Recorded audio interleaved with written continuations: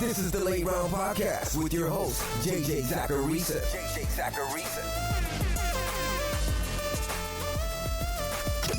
What's up, everyone? It's JJ Zacharisa, and this is episode 857 of the Late Round Fantasy Football Podcast, sponsored by FanDuel. Thanks for tuning in. I wasn't very happy with Week 16's results. The sleeper show can get tougher as the season goes on, and people catch on to certain players, but that doesn't explain last week's results. They just weren't very good. The quarterback streamers were fine. I talked about Derek Carr and Joe Flacco. They had good weeks. Gardner Minshew wasn't awesome, but he also didn't have Michael Pittman, which was something that was important for his streamability. But there wasn't really anything special beyond those guys.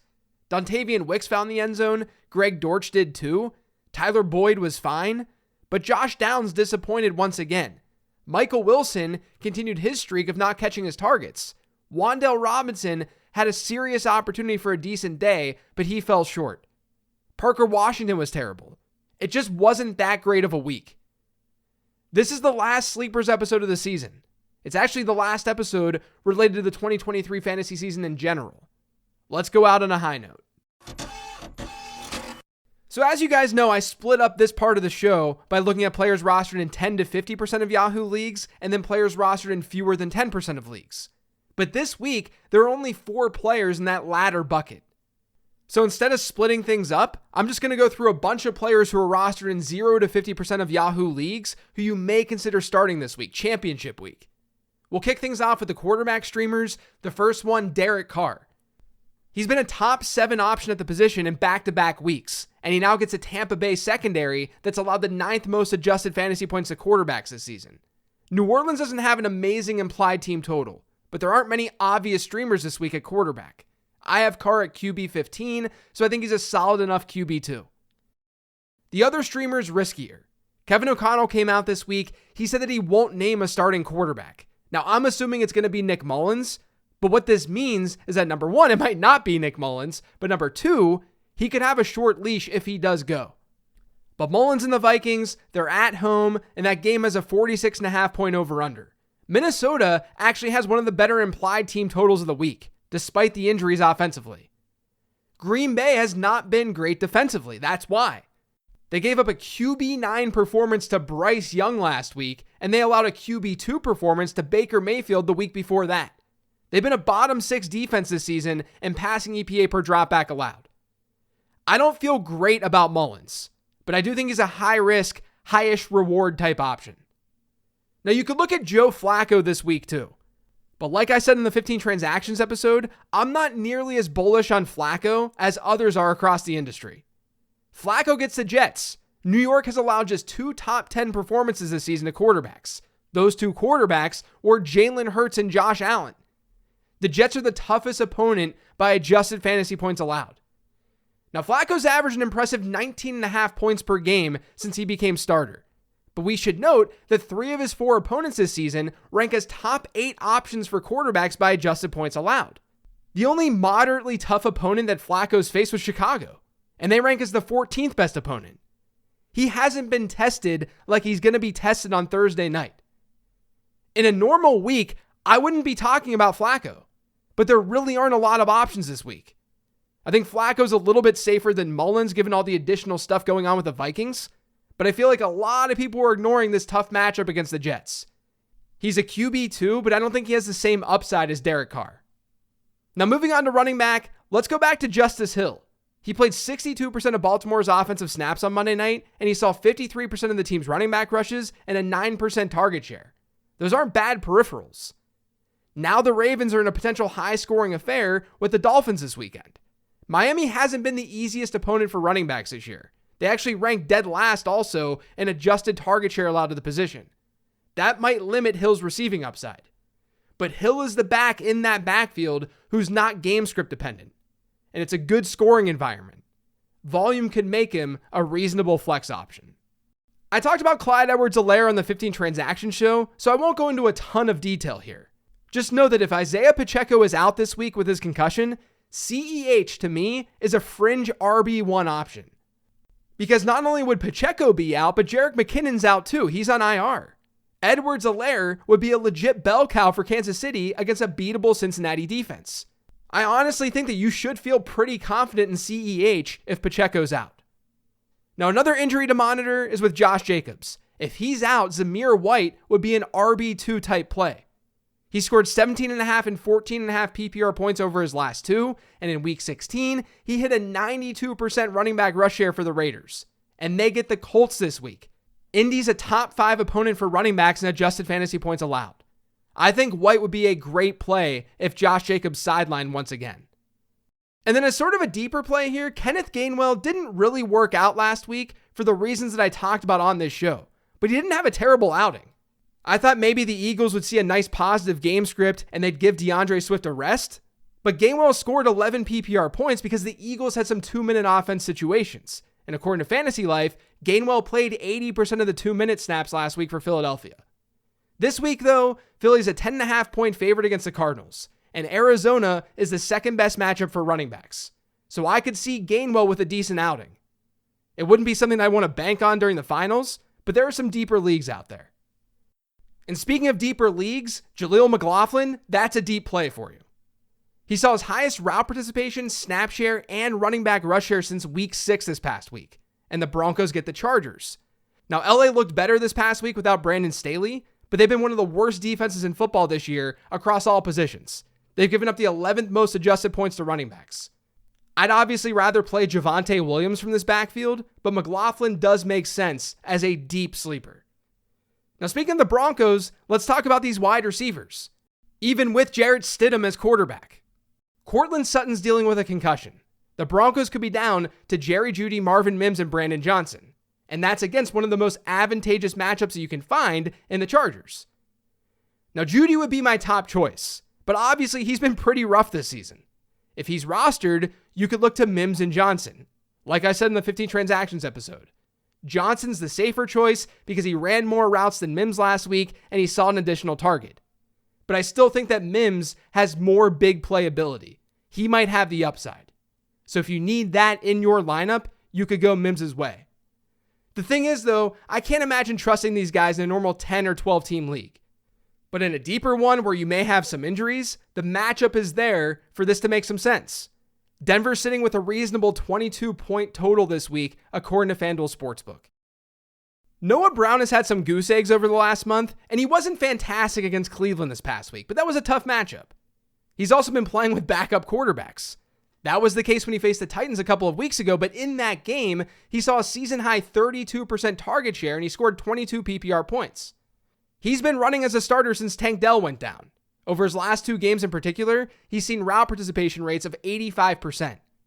I'd expect that to maintain into week 17. And with CJ Stroud hopefully back, that could result in some fantasy production. If Stroud isn't back, then he's obviously a riskier flex play. Rashid Shaheed ran a route on a season-high 93% of New Orleans dropbacks in week 16. He ended up scoring 18 PPR points on a 22.5% target share. That target share tied a season high. If that usage continues, he could be a nice play in week 17. As I mentioned before, the Saints get the Bucs, and the Tampa Bay secondary has been beatable all year. They've given up the 3rd most adjusted fantasy points to wide receivers. Next up is a reliable wide receiver who probably doesn't have a massive ceiling, but it's Demario Douglas. Douglas has now seen a 23.4% target share per game rate over his last 7, including a 25.8% rate last week against Denver. Now, he hasn't found the end zone, but he can be a nice PPR option, especially considering the Patriots face the Bills this week, and they could see more passing than usual as 11.5 point road underdogs. If we don't get Jordan Addison this week, then KJ Osborne's in play. I talked about him in the 15 transactions episode because we saw him with a 90% route participation last week, a 20% target share, and over 20 PPR points. Green Bay's been an average opponent for wideouts by adjusted fantasy points allowed this year, and as I noted with Nick Mullins, they've been playing some pretty bad defense of late. So if Addison is out, you could go with Osborne. Demarcus Robinson, yet another 15 transactions player, but Robinson played as LA's number 3 wideout this past week, even with Tutu Atwell back. That's a great sign. He's seen an 18% target share per game over his last 3, and he's hit 13 PPR points in each of his last 4. The Giants are a plus matchup for wideouts too, and the Rams have the 7th best implied team total on this week's slate. It's not a bad idea to get a piece of that offense. And then the last wide receiver here is another deeper play. It's Greg Dortch. We'll see if Marquise Brown plays this week. If he does, I don't think you can feel very good about Arizona wide receivers outside of maybe Marquise Brown. But he's even a risk given his injury. Dortch has played at least 70% of Arizona's offensive snaps just 3 times this year. And each of those 3 games, he scored between 11.7 and 13.6 PPR points. Now, he has 2 touchdowns in those contests, but his target share per game rate in those games is 20.5%. That's not bad usage. Basically, when he's on the field, they're targeting Dortch at a decent rate. Arizona gets Philly this week. The Eagles are the second best matchup for wideouts by adjusted fantasy points allowed. So I think that Dortch is kind of interesting. And then for the record, if Brown does play, Rondale Moore is also kind of interesting. He's played almost 70% of his snaps from the slot this year, and the Eagles have allowed the second highest target share to that area of the field, and they've given up the most slot targets, slot receptions, and slot yards. In this scenario with Marquise Brown playing, Rondale Moore would probably play the slot, and then Hollywood and Michael Wilson would be on the perimeter. Again, that's if Marquise Brown goes. Now moving on to tight end, I don't mind Chig this week. He's actually had an 18% target share over his last 11 games. The Titans' offense just isn't very good, so it's rarely turned into a lot of fantasy production. He finally hit double-digit PPR points this past week, though, and now he gets Houston. The Texans are the 3rd best matchup for tight ends in adjusted fantasy points allowed, and they've given up the 2nd highest adjusted target share to tight ends, too. So you could look Okonkwo's way. There's also Gerald Everett. Everett gets the top matchup on paper against Denver, and he's seen a 25% target share in back-to-back games without Keenan Allen and Donald Parham. If both of those guys are out again, Gerald Everett's a great streamer. If they're back, he's still an okay play given the matchup, but definitely not as attractive with Easton Stick under center. Finally, there's Tucker Kraft. We've got a lot of injuries going on with Packers pass catchers, and Kraft has scored 10-plus PPR points in 3 straight games. He's also hit an 80% route participation in 4 of his last 5. The Vikings aren't the best matchup in the world, but Kraft could see enough volume to work out. Now moving on to streaming defenses, let's look at Houston first. They get Tennessee. The Titans have allowed a top 10 defensive performance in 4 straight games, and they've been sacked 6 or more times in 3 of those contests. Houston's a top 5 team this year in pressure rate, so they could get to the quarterback a lot in this one, no matter who's under center. Now looking at percent roster numbers over on Yahoo, you could also look at the Rams. They get the Giants, they're big favorites, and the G-Men have allowed the highest sack rate this year across the league. I also think people are still sleeping on Vegas, like a lot. They get the Colts, and the Colts defense is actually rostered in a lot more leagues than the Raiders defense is. Maybe it's because they're playing at home. I don't think Indy's that bad of a play. I think they're a streamer too. It's just that they're rostered in far more leagues than the Raiders. When the Raiders, since Antonio Pierce took over that team, the Raiders have ranked 1st in fantasy football in points per game defensively. For real. They're averaging 13.6 standard defensive points per game, more than any other team since basically early November. I think both the Colts and the Raiders could work this week, but I'm leaning more towards the Raiders given how well they've played. That's it for today's show, though. Thanks to all of you for listening. If you've yet subscribed to the Late Round Fantasy Football Podcast, make sure you are by searching for it pretty much anywhere podcasts can be found. And don't forget to follow me on Twitter @LateRoundQB. Before I let you guys go until the new year, I just wanted to thank you. I'm so lucky to be doing this and to be talking to you guys each week. As I said earlier this week, I really don't lose sight of that, or at least I try not to. I'm doing what I love to do, and that's a very rare and special thing. But thank you, sincerely. I hope all of you learned something by listening to the show across the season, and I hope that you were able to take things to the next level as a fantasy football manager. And I hope you had some fun doing it. That's what's most important. I know I probably sound like your dad right now, but hey, I'm a dad, and I hope all of you guys had a lot of fun during this fantasy football season. So thank you all for the support this year.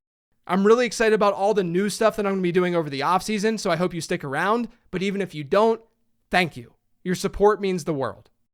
Have a great new year, everyone, and since I am a dad, I've got to say a dad joke to close this thing out. I'll talk to you next year.